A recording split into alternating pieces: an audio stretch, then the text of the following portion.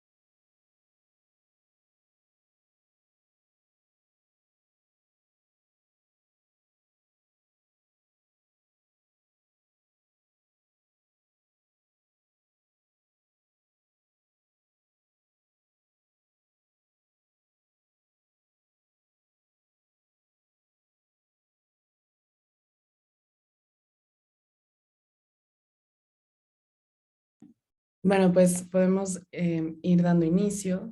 Les saludo a todos. Muy buenos días.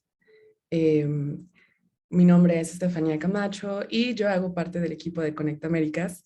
Si no conocen Conecta Américas, es una plataforma empresarial creada por el Banco Interamericano de Desarrollo que apoya a las pymes de la región a internacionalizarse. Les agradecemos mucho que se hayan conectado el día de hoy. Pueden participar y también dejarnos sus dudas y comentarios en la parte del chat. Recuerden enviarlo a la opción de todos, no solo a panelistas y participantes, sino a todos. Vamos a empezar con este tema que es uno de los más importantes recientemente, ya que el mercado halal es uno que va en crecimiento bastante rápido. Entonces, pues vamos a estar platicando con Tomás Guerrero, que es un experto. En 2019 tan solo se gastaron 2 billones de dólares en productos y servicios halal, de los cuales 1.1 billones de dólares se destinaron a consumir alimentos del tipo. Pero no todo en el sector son alimentos, también hay otros sectores que están creciendo como la cosmética o los productos farmacéuticos. Tomás ya nos contará un poco más y voy a presentarlo porque el día de hoy pues nos acompaña y nos hace este honor. Tomás Guerrero nació en España y ha residido en Madrid la mayor parte de su vida. Es un apasionado por la economía islámica y los mercados emergentes. Se ha dedicado a la industria halal y a los fondos soberanos. Ha trabajado en el Instituto Halal como jefe de la oficina de Madrid y director de Relaciones Internacionales desde hace 5 años. Ha contribuido decisivamente a la modernización e internacionalización del Instituto Halal, llegando a más de 400 empresas certificadas, ayudándolas a iniciar sus operaciones en países latinoamericanos como México y Argentina, y también convirtiéndose en uno de los mayores organismos de certificación halal del mundo. Además, ha sido un colaborador clave contribuyendo a desarrollar proyectos como el primer Congreso Internacional Halal de España y el Córdoba Halal Cluster y la Academia Halal. Pero bueno, y probablemente Tomás podrás contarnos un poco más de eso. Voy a dejar de compartir pantalla y te comparto a ti el piso. Muchas gracias, Estefanía, por tu amable presentación. Buenos días a todos. Mi nombre es Tomás Guerrero, soy el director del Halal Trade and Marketing Center, que es un centro del gobierno de Dubái con el que el Emirato aspira a liderar el mercado halal a nivel internacional.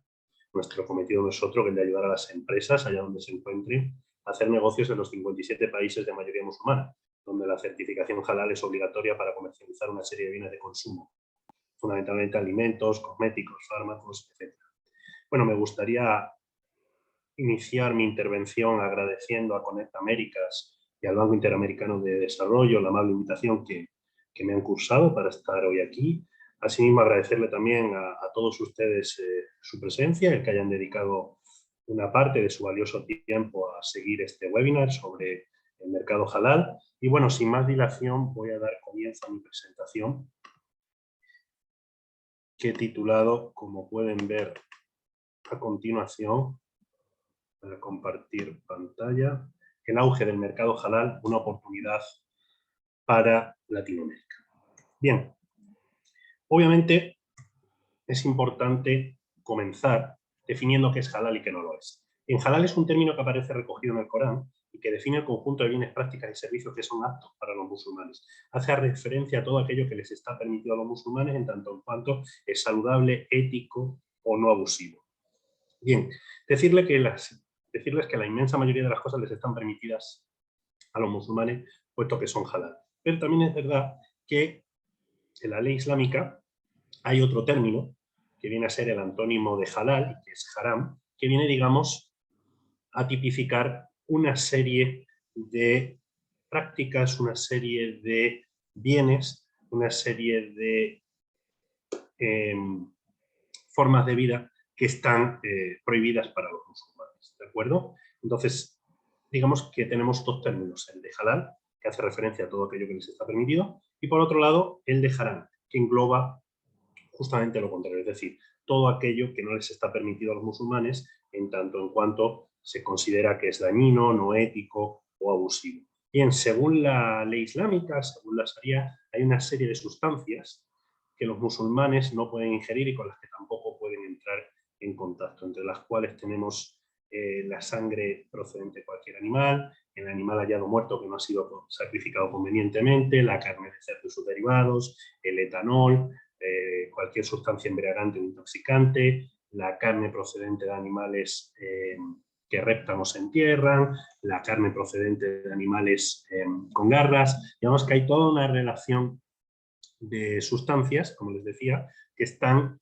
tipificadas, que están catalogadas como haram y que los musulmanes en ningún caso pueden ingerir y ya digo, con las que tampoco pueden entrar en contacto. Bien, decirles también que la ley islámica prohíbe a los musulmanes una serie de prácticas, como son las apuestas en el juego, la especulación abusiva o la usura. Bien, una vez que tenemos claro qué es halal y qué no lo es importante destacar que estos dos términos vienen hasta cierto punto a decirle al individuo musulmán qué puede y qué no puede hacer. Y por lo tanto viene también en buena medida a decirle al individuo musulmán qué debe comprar y qué no puede comprar. De ahí que sean estos dos términos los que hayan propiciado la aparición de este gran mercado que se ha venido a denominar o catalogar como mercado halal. Bien, además, señalar que este es un mercado que está regulado, ¿de acuerdo? En nuestro planeta tenemos distintos organismos reguladores. Bien, en primer lugar, en los países de mayoría musulmana tenemos las entidades de estandarización halal, que son los organismos encargados de regular este mercado dentro de sus respectivos territorios, es decir, son las entidades encargadas de desarrollar los estándares, de establecer los requisitos que han de cumplir las empresas para poder producir bienes halal o prestar servicios halal. En segundo lugar, también en los países de mayoría musulmana tenemos las entidades de acreditación halal, que son los organismos encargados de fiscalizar a las entidades de certificación halal. Es decir, son los organismos, las entidades de acreditación halal de los países de mayoría musulmana, son los organismos encargados de verificar que los entes de certificación halal cuentan con las competencias técnicas y religiosas necesarias para poder auditar y certificar empresas con arreglo a lo que establecen los estándares o normas halal que regulan este mercado dentro de sus respectivos países. Y por último tenemos las entidades de certificación halal propiamente dichas, ¿de acuerdo? Que son, digamos, los organismos encargados de auditar a las empresas. Son empresas privadas, son organismos privados que se dedican a fiscalizar, a verificar, a monitorizar a las empresas para garantizar que éstas están en disposición de poder producir o prestar, producir una serie de bienes o prestar una serie de servicios con arreglo a la norma halal de referencia del país de destino de esos bienes o servicios, ¿de acuerdo? Ese es el marco regulatorio. Entonces es importante que tengamos en cuenta que es un mercado regulado, ¿de acuerdo? Entonces una vez que sabemos qué es halal, qué no lo es y que este es un mercado regulado, es importante que tengamos también presentes cuáles son los factores que en la actualidad están contribuyendo al desarrollo de este mercado. Tenemos 3 drivers que explican el crecimiento y desarrollo del mercado halal en el mundo. Bien, el primer factor es un factor demográfico. En nuestro planeta en estos momentos hay 1.800 millones de musulmanes, representan aproximadamente el 25% de la población mundial y según las últimas estimaciones se espera que en el año 2030 este segmento poblacional ronde aproximadamente el 30% ronde los 2.200 millones y represente ese año aproximadamente un 30% de la población mundial. Por lo tanto, estamos ante un segmento poblacional amplio y en crecimiento. Bien, cuando abordamos desde el punto de vista demográfico el crecimiento de la población musulmana, podemos ver que por regiones este crecimiento se va a dar en todas y cada una de las existentes en nuestro planeta.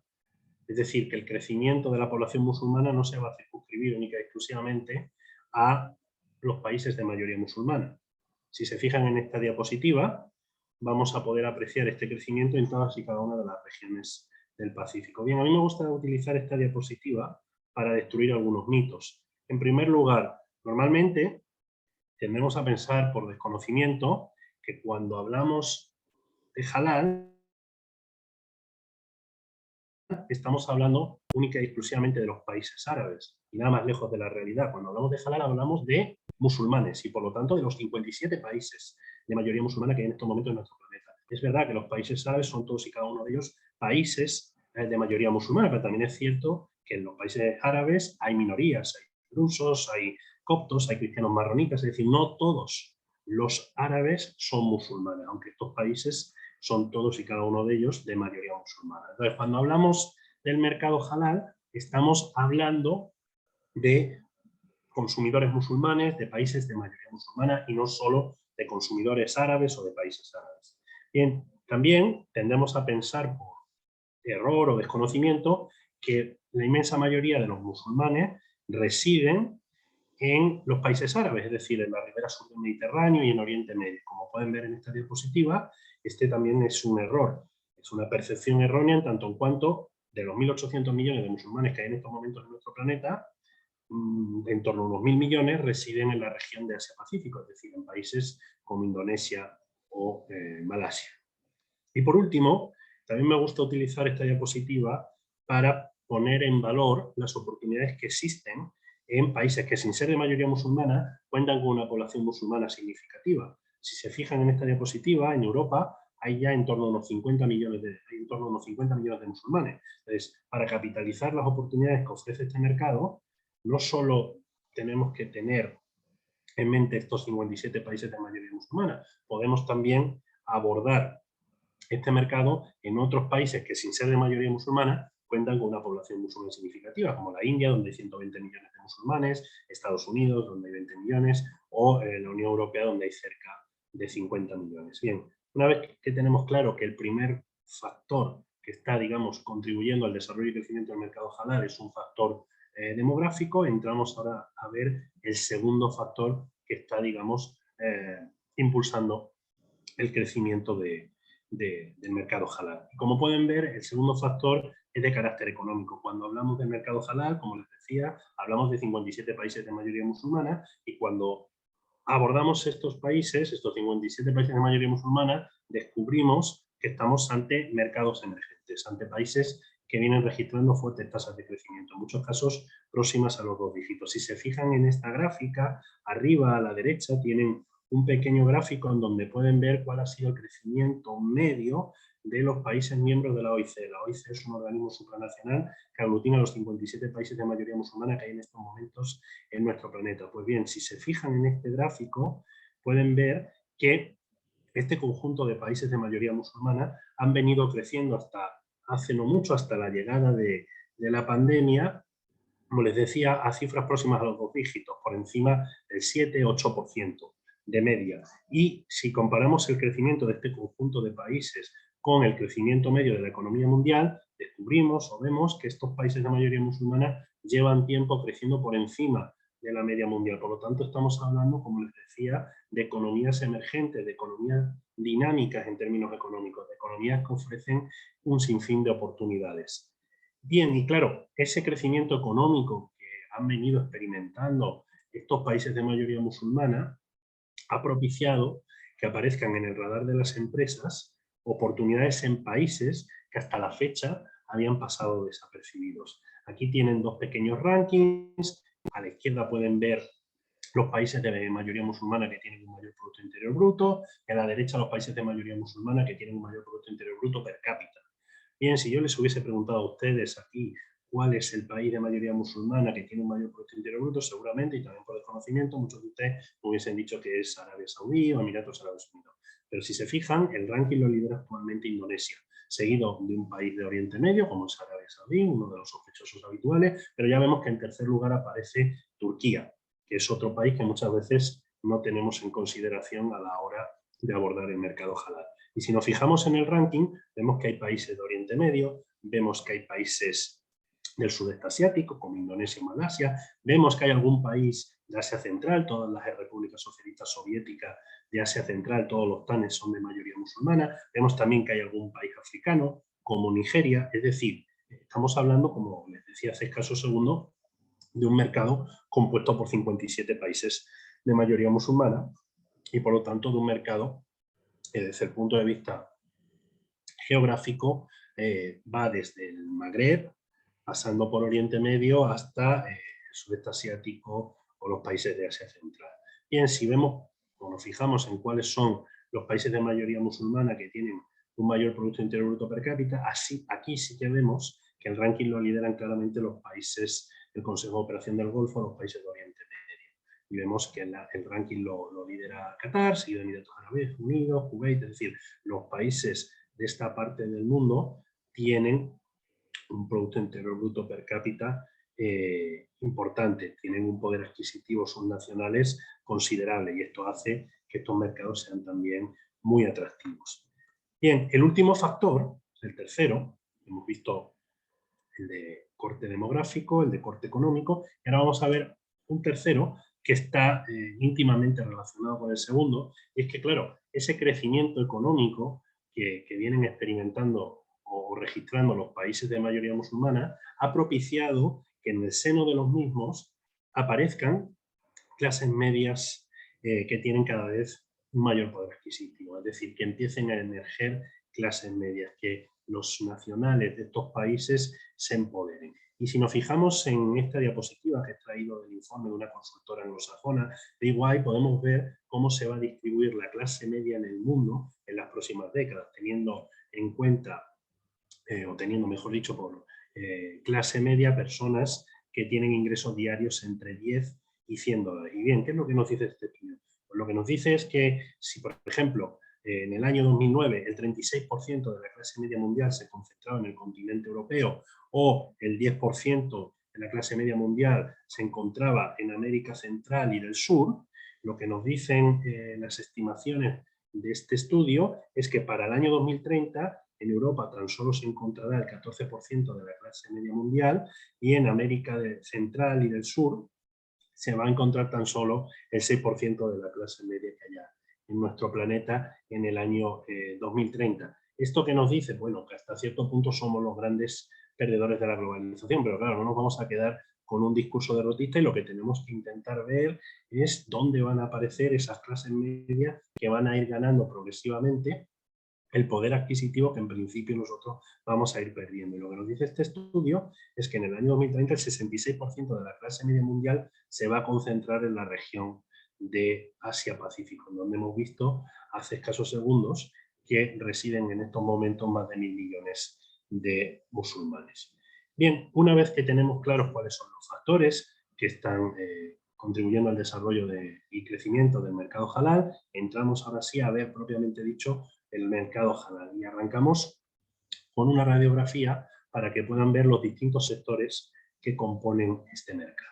Bien, estas son las cifras para el año 2019 y como pueden ver el mercado halal está compuesto por distintos sectores.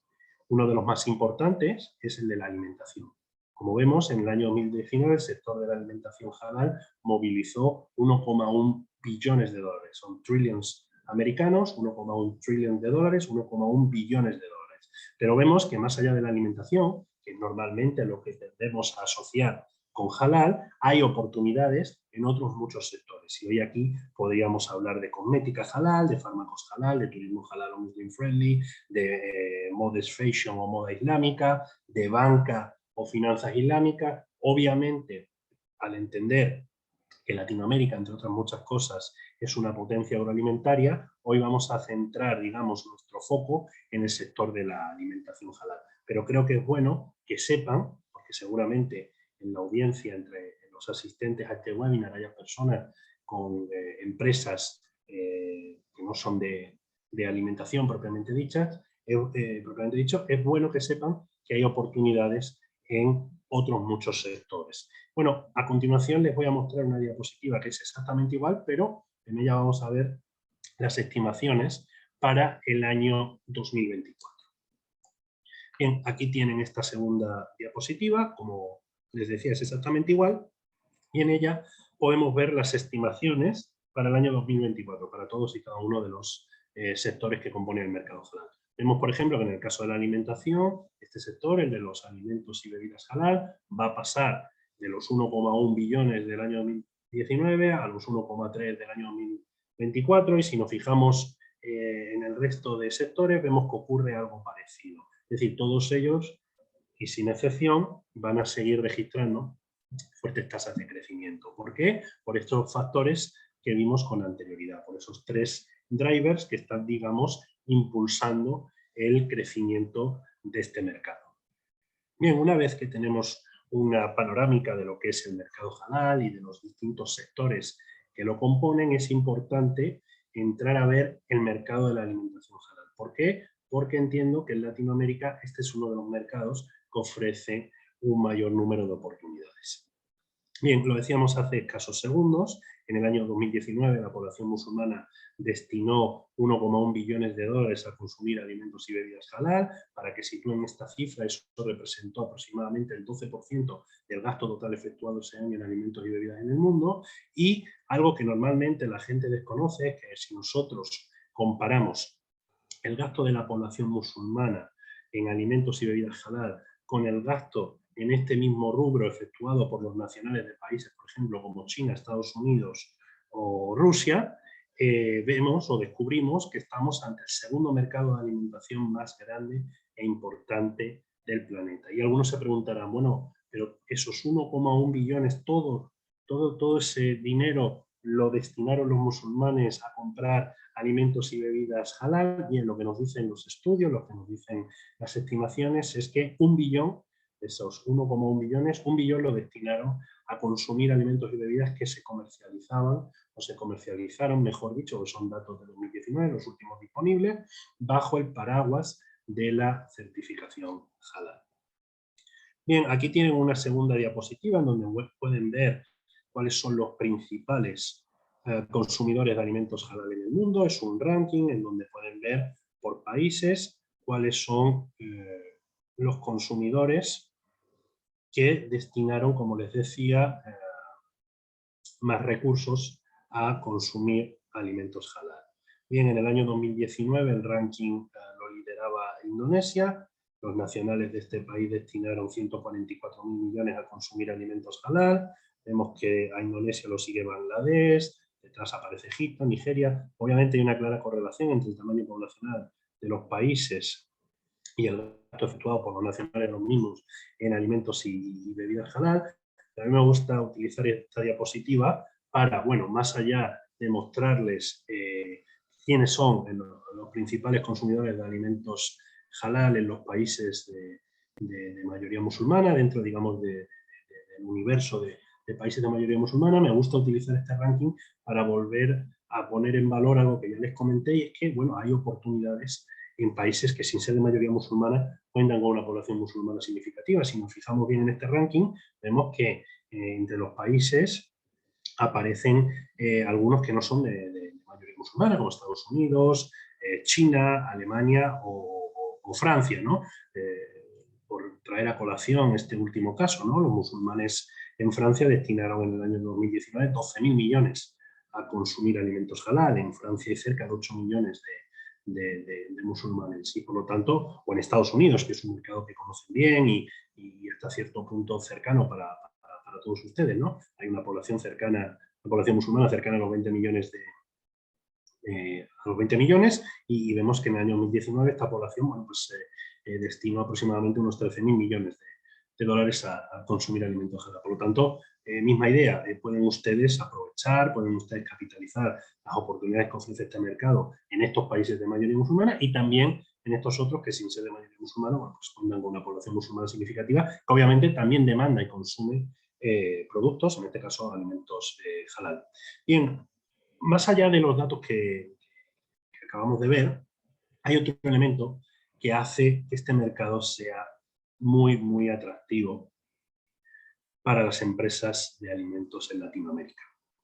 Cuando hablamos de los países de mayoría musulmana, y en concreto del sector de la alimentación, vemos o descubrimos que buena parte de estos países son importadores netos de alimentos, es decir, que importan casi todos los alimentos que consumen, buena parte de los alimentos que consumen. Por ejemplo, aquí en el norte de África y Oriente Medio estamos importando de media entre el 70 y el 80% de los alimentos que consumimos. Somos productores de petróleo, gas, y otra serie de commodities y somos al mismo tiempo importadores netos de alimentos. Importamos la inmensa mayoría de los alimentos que consumimos porque, bueno, una serie de factores imposibilitan que aquí se puedan producir alimentos, ¿no? Hay factores meteorológicos, climatológicos, orográficos. Estos hacen que os sea prácticamente imposible o muy costoso producir aquí alimentos. Entonces lo que hacemos es importarlos de fuera, importarlos de otros países. ¿Y por qué no pensar en Latinoamérica como despensa del mundo musulmán, de estos países de mayoría musulmana que importan casi todos los alimentos que consumen? ¿Por qué no desarrollar estrategias en Latinoamérica para que de la mano de la certificación halal las empresas en el continente puedan, digamos, abastecer de alimentos a estos países que importan buena parte de la comida que consumen? Lo digo porque Latinoamérica es una potencia en lo que a producción de alimentos se refiere y el matching es perfecto. Por un lado tenemos países, digamos, con un poder adquisitivo medio alto que importan buena parte de los alimentos que consumen y por otro lado tenemos a países que producen alimentos con muy buena calidad y con precio competitivo. Lo que muchas veces hace que esta ecuación no termine de salir es el hecho de que hay que cumplir con estos requisitos técnicos religiosos, hay que cumplir con la certificación halal, hay que certificarse para poder, digamos, acceder a estas oportunidades, poder vender y exportar alimentos a estos países de mayoría musulmana. Pero es, como pueden ver, una oportunidad fabulosa para las empresas latinoamericanas de alimentos y bebidas. Bien, si vamos, por ejemplo, al ámbito de los productos cárnicos, aquí pueden ver en esta diapositiva, por un lado, los países de mayoría musulmana que más recursos destinan a importar carne halal y animales vivos, y por otro lado, quiénes son en la actualidad los principales exportadores o proveedores de carne halal y animales vivos a estos países de mayoría musulmana, Y vemos que el 85% aproximadamente de las importaciones de carne halal y animales vivos que hacen los países de mayoría musulmana provienen de países que no son de mayoría musulmana. Y vemos que el ranking lo lidera un país latinoamericano, como es Brasil, pero que en este mismo ranking no aparecen más países latinoamericanos. Aparecen otros países que no son de mayoría musulmana, como Australia, Francia, Nueva Zelanda, Holanda o Alemania, pero no otros países de mayoría musulmana. Lo mismo ocurre con otras categorías, con otros productos, con otras referencias. Es decir, Latinoamérica está volcada en vender sus alimentos en Estados Unidos, Canadá y la Unión Europea fundamentalmente. Pero debería empezar a mirar a esta otra parte del mundo para intentar diversificar sus exportaciones y seguir, digamos, escalando peldaños en la cadena de valor a la hora de internacionalizarse. Porque claro, nosotros, como han podido ver, importamos la inmensa mayoría de los alimentos que consumimos y ustedes son los principales productores de alimentos del mundo.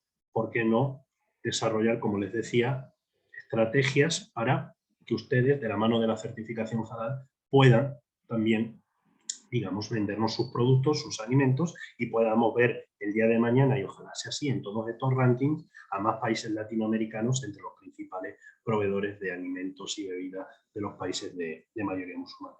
Aquí nada, muy rápidamente, una radiografía en donde pueden ver algunos de los principales actores de este mercado, pues decirles que, por ejemplo, Nestlé tiene ya más de 150 fábricas certificadas en todo el mundo, que superficies comerciales, grandes superficies comerciales como Tesco, Carrefour, tanto en los países de mayoría musulmana, en donde todo es halal, como en los países que sin ser de mayoría musulmana cuentan con una población musulmana significativa, bueno, pues tienen lineales dedicados a este tipo de productos. Ya digo, aquí es todo halal, pero en países como Reino Unido o Francia podemos encontrar ya en estas superficies comerciales lineales o zonas dedicadas a la comercialización de este tipo de productos, de los alimentos halal. ¿Por qué? Porque la población musulmana, aunque siga siendo, entre comillas, minoritaria, no para de crecer. Vemos también algunos de los principales productores de proteína animal halal, como son Cargill o BRF, que es una multinacional brasileña, latinoamericana. Vemos también, por ejemplo, en el ámbito de la logística, como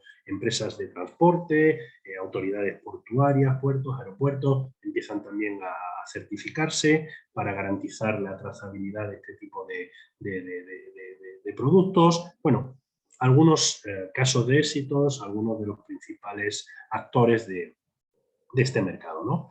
Y bueno, vamos a ir concluyendo, terminar, bueno, remarcando o recalcando lo que ya he mencionado, ¿no? Estamos hablando, cuando miramos al continente latinoamericano, cuando miramos a los países latinoamericanos, en este gráfico me falta lo que es América Central, el Caribe y México, pero me es igual porque al final son también potencias agroalimentarias, pues estamos ante eso, ante grandes productores de alimentos, estamos ante la despensa del mundo, me atrevería a decir, ¿no? Y lo sorprendente es que es difícil encontrar en los países árabes productos procedentes de Latinoamérica, más allá de la proteína animal que nos viene de Brasil, que realmente ha hecho las cosas francamente bien, ¿no? Y muchas veces, yo lo digo, ¿no? Es muy difícil encontrar, y lo señalaba antes, países en donde se dé esta especie de conjunción, en donde tenemos por un lado productos de muy buena calidad, porque claro, ustedes se exportan fundamentalmente a Estados Unidos y a la Unión Europea, donde están los estándares de calidad más exigentes del mundo, entonces son capaces de dar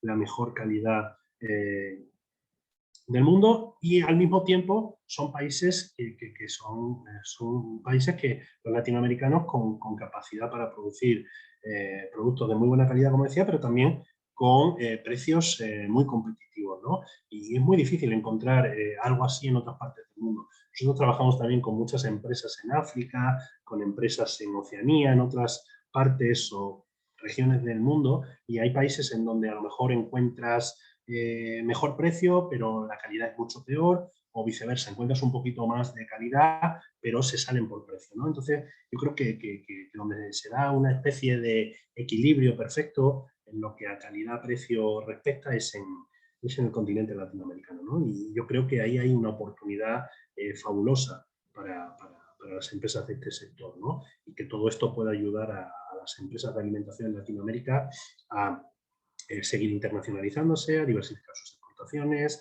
a crear empleo, a generar riqueza, a empoderar a las zonas rurales. Es decir, todo esto tiene unos beneficios extraordinarios para estas empresas y obviamente también para sus países, ¿no? Y como les decía, ¿por qué no intentar hacer algún tipo de estrategia o desarrollo para, bueno, facilitar a las empresas en Latinoamérica que tengan la certificación halal y con posterioridad que éstas puedan, digamos, conectar con potenciales clientes en todos y cada uno de estos países de mayoría musulmana para que puedan iniciar, digamos, sus exportaciones, sus operaciones en estos mercados. Y por último, esta es otra idea que he mencionado, pero me gusta resaltar o recalcar. Claro, alguno dirá, bueno, Tomás, pero es que no sé poner Emiratos Árabes Unidos en un mapa, o no sé si en Indonesia voy a tener una oportunidad para mis productos. ¿Hace falta irse tan lejos para poder aprovechar las oportunidades que ofrece este mercado? No, a la vuelta de la esquina, en Estados Unidos, por ejemplo, que es un mercado que conocen bien, en donde tienen seguridad jurídica, en donde tienen seguramente ya toda una red de distribución, hay una población musulmana significativa, creciente, que tiene un poder adquisitivo importante, que, como ven, demanda y consume también este tipo de productos. Estos son datos que he extraído de Bloomberg, de la plataforma, y como pueden ver, pues es un mercado, por ejemplo, de 20.000 millones de dólares, de casi unos 20.000 millones de dólares, ¿no? De la alimentación halal en Estados Unidos. Entonces, pueden, obviamente, a través de la certificación halal, exportar, internacionalizarse, entrar en todos y cada uno de estos mercados en donde la certificación halal es condición sine qua non, es obligatoria para poder vender alimentos, o pueden también iniciar, digamos, sus operaciones, empezar por estos otros países que conocen mejor y en donde también hay, digamos, toda una red de distribución de productos halal, hay, digamos, consumidores, importadores, distribuidores, retailers para este tipo de productos y en donde a lo mejor, bueno, les es bastante más sencillo, fácil vender estos productos. Y bueno, con esto voy a dar por terminada mi presentación, no sin antes darles las gracias por su asistencia en el día de hoy, agradecer nuevamente a Connect Américas y al Banco Interamericano de Desarrollo la oportunidad que me han brindado y nada, quedo a su entera disposición para aquello que necesiten. Muchas gracias. Muchísimas gracias, Tomás, por toda esta información bastante valiosa. Tenemos un par de preguntas, no sé si todavía tenemos tiempo para responderlas, si te parece. Sí, claro, adelante. Perfecto. Bueno, nos preguntan si para poder exportar a los países de la región se debe tener alguna inscripción a alguna asociación, a lo mejor no como deber, sino tú lo recomiendas. Y en todo caso, estas asociaciones o alguna, me imagino, agencia, te pueden hacer acompañamiento o seguimiento en los procesos. No sé si tú a lo mejor puedas mencionar algunas que, bueno, ya habías comentado, pero también. A ver, lo único que tienen que hacer las empresas para poder vender en estos países es certificarse, obtener la certificación halal. Ese es el único requisito. Esa es, digamos, la condición para poder estar en disposición de vender o exportar a estos mercados. Ese es el único requisito, no hay otro. Tienen que obtener la certificación halal para poder vender y comercializar sus productos en todos y cada uno de estos países de mayoría musulmana. En relación a las asociaciones, bueno, si la empresa tiene a bien asociarse en un momento determinado con alguna cámara de comercio o con alguna, digamos, institución, agencia de promoción exterior, business council, llamémoslo como queramos, para intentar ganar conectividad en estos mercados, pues oye, todo suma, todo ayuda, pero sobre todo eso le va a ser de utilidad para, una vez obtenida la certificación, poder, digamos, conectar con potenciales clientes o compradores.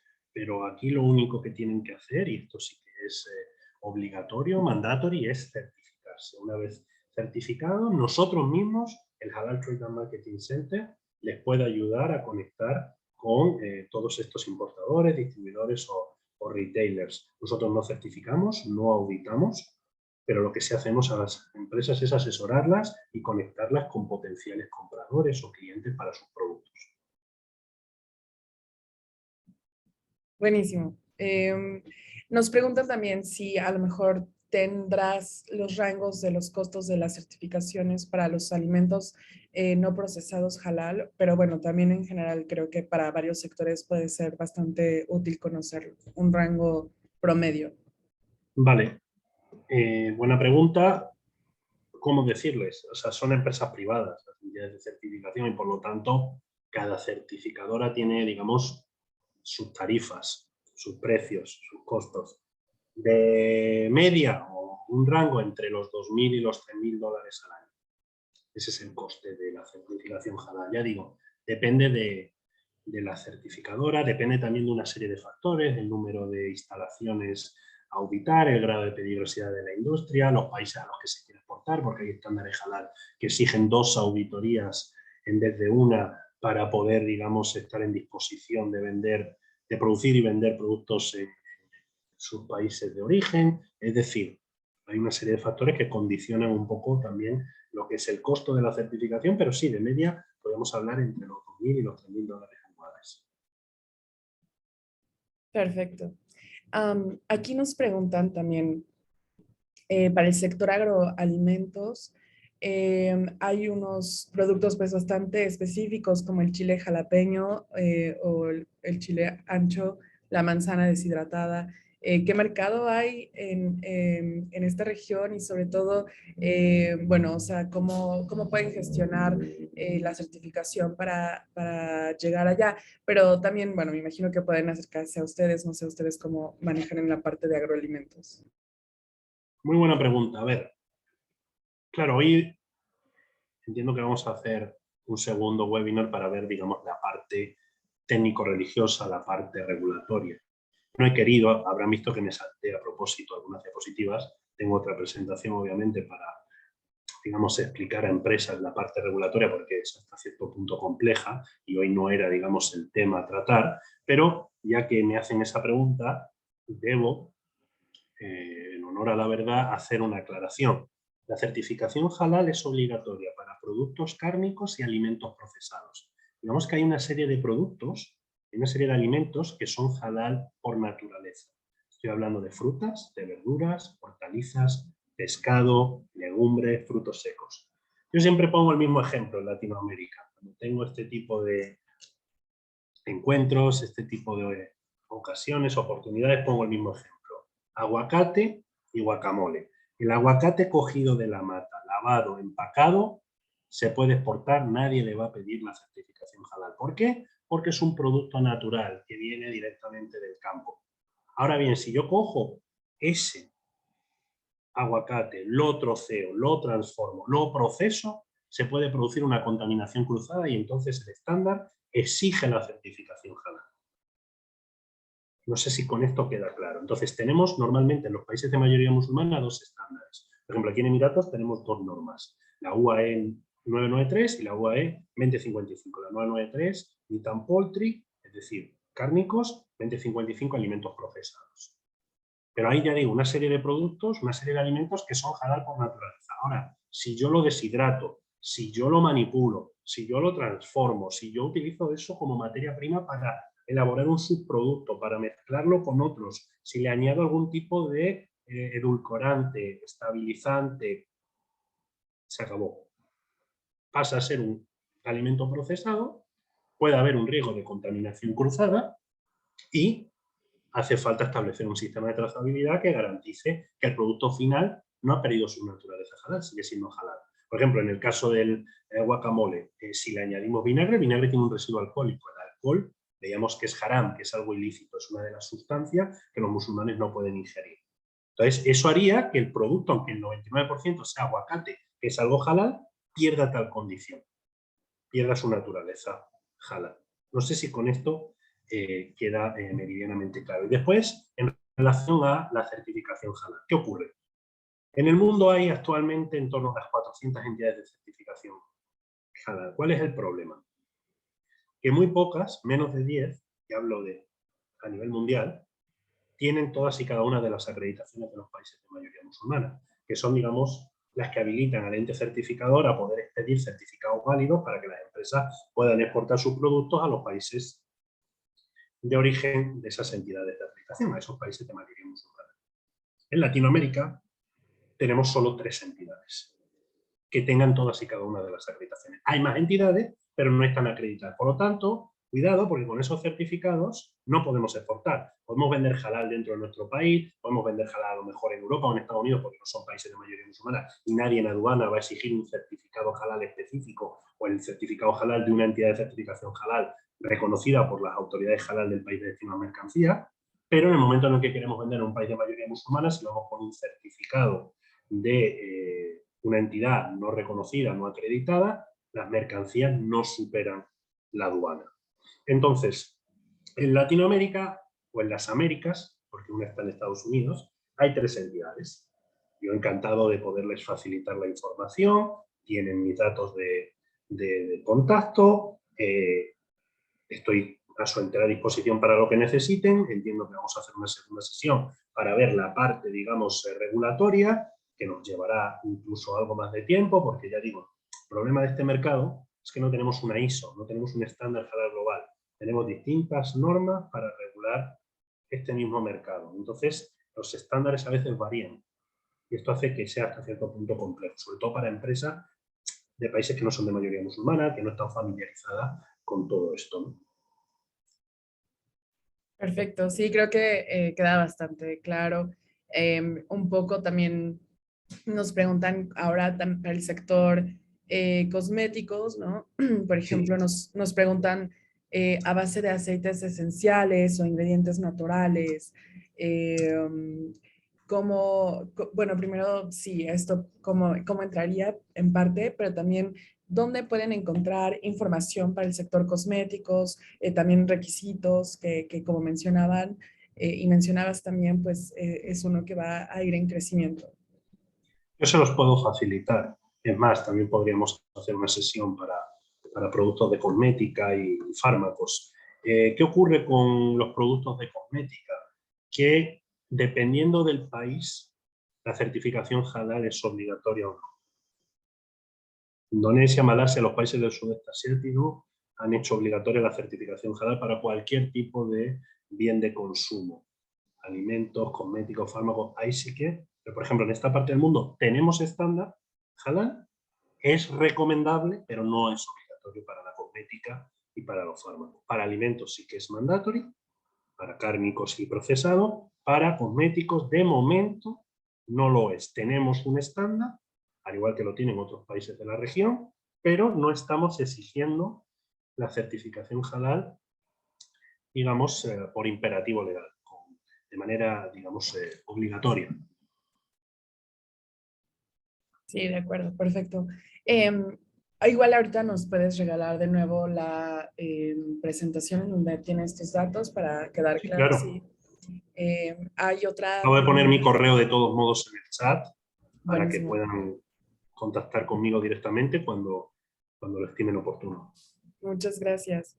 Hay una pregunta más sobre el tiempo estimado para obtener la certificación para alimentos procesados. Creo que es una buena pregunta, ¿no? Dado Sí, como para empezar a ver esa logística. pues ocurre algo parecido a lo que les comentaba o decía en relación al precio. Va a depender del ente certificador, pero también va a depender del tipo de empresa. No es lo mismo una pyme familiar con una sola planta de producción que Nestlé con 8 plantas, 20 cadenas de producción, 1.500 fichas técnicas y 5.000 referencias. ¿Me explico? Al final, las auditorías son hombres hora. Entonces va a depender un poco del tamaño de la empresa, del tipo de actividad, del grado de peligrosidad de la misma, me explico, de una serie de factores. De nuevo, una media entre mes y mes y medio. Si la empresa es diligente, porque muchas veces los certificadores me dicen, Tomás, el problema no somos nosotros, el problema es que la empresa no nos facilita la información o no llega a concretar la fecha de auditoría, porque claro, aquí hay 2 auditorías, una documental y otra presencial, on-site. Entonces, la empresa tiene que ser diligente y facilitarle al certificador toda la información. ¿Una auditoría qué es? Mostrarle a un tercero cómo produces algo. hay empresas que ven esto siempre con cierto recelo, yo lo entiendo. Porque es como ir al médico, ¿no? Y quitarse la ropa, es decir, mire, esto es lo que hago, esto es lo que tengo y estos son los productos que utilizo. Obviamente se firman documentos de confidencialidad, NDAs, para garantizar, digamos, que esa información no va a acabar en manos de terceros. Pero la empresa tiene que ser, digamos, diligente y tiene que seguir el proceso, para que ya lo explicaremos. Lo explicaremos en su día, cuál es el proceso a seguir, cuáles son los requisitos a cumplir, etcétera, etcétera, etcétera. De hecho, estas preguntas pensé que iban a salir en este segundo webinar, pero está bien que salgan, es normal, hay empresas, ¿qué cuesta esto? ¿Qué tiempo me lleva? ¿Dónde puedo certificarme? Es normal que aparezcan o nos hagan este tipo de preguntas, ¿no? Pero ya digo, espero poder explayarme próximamente y explicarles con todo lujo de detalles cuál es el procedimiento a seguir. Perfecto, bueno, creo que justo ha quedado bastante claro por esa parte y te agradecemos mucho, Tomás, pues nos están comentando que igualmente muchas gracias por compartir este conocimiento, ya dejaron ya dejaste tus datos también por cualquier cosa y esta grabación pues va a quedar publicada en Conecta Américas. Yo creo que si no hay más preguntas o comentarios, no sé si tú quisieras agregar algo más, Tomás, por tu parte. Nada, simple y llanamente daros las gracias y deciros que, bueno, estoy a vuestra entera disposición. Estoy, digamos, activo, entre comillas, 24/7. Estoy aquí en Dubái trabajando para el gobierno del Emirato y para mí ayudar a empresas de países hispanohablantes pues es siempre algo especial y en la medida en la que pueda ayudar a las empresas en Latinoamérica a conquistar este mercado, pues encantado. Aquí estoy a la orden, como dirían en México. Sí, justo así, así lo manejamos. Pues muchísimas gracias, Tomás, y gracias también a quienes se unieron para escuchar esta presentación. Nos has abierto mucho los ojos y ahora entendemos un poco más de todo. Esperamos, pues, entonces vamos a seguir con este tema porque, pues, es bastante importante, interesante y como dices, pues, quedan muchas más, preguntas que resolver y ya estaremos conectándonos pronto. Perfecto, pues muchísimas gracias y que tengan un buen día. Seguimos en contacto. Gracias igualmente. Hasta luego. Bye.